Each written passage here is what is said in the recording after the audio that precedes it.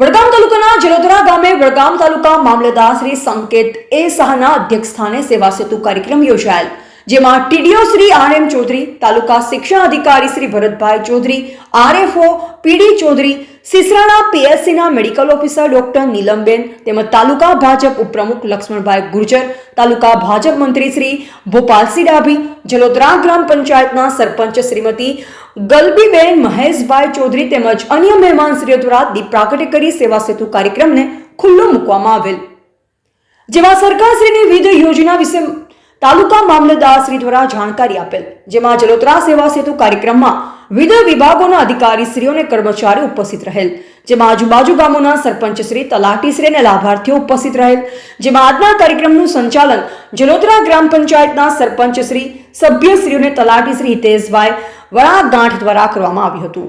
Reporter Abbas Mir, Vadgam.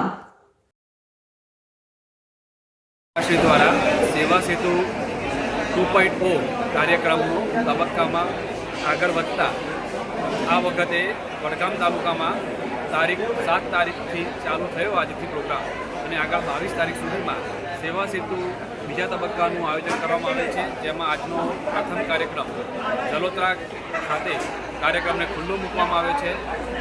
Vadgam તાલુકાના મહત્તમ નાગરિકો આ સેવા સેતુ કાર્યક્રમનો લાભ લે. 55 જેટલી સરકારી યોજનાઓ એ આમાં આવરી લેવામાં આવી છે, તો મોટાભાગના દરેક નાગરિકો આમાં લાભ લે તો તેવી મારી દરેકને નમ્ર વિનંતી.